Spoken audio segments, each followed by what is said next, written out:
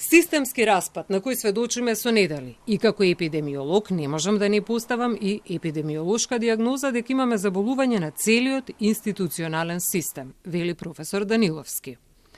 Во однос на мерките кои во текот на вчерашниот ден ги соопшти Институтот за јавно здравје, смета дека се точни и неопходни, но тие не се доволни во ваква ситуација во која главниот град е преплавен со отпад и демне опасност од различни болести.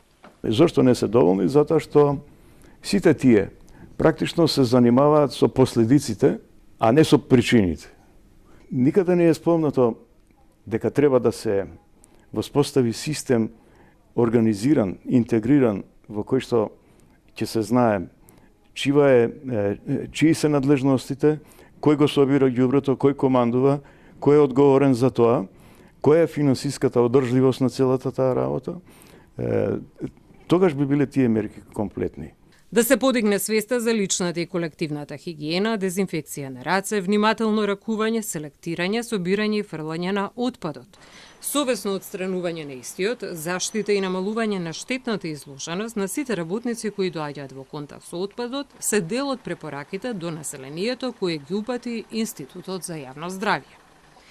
Во однос на мерките, тие се непосредни, брзи и акутни.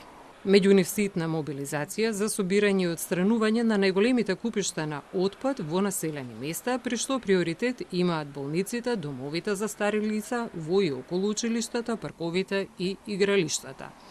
Стои во дописот на Институтот за јавно здравје. Во меѓувреме, дел од општините самоиницијативно прават напори за решавање на проблемот со отпадот. Сепак, според познавачите, тоа е само делумно решавање, но не и трајно решавање на проблемот.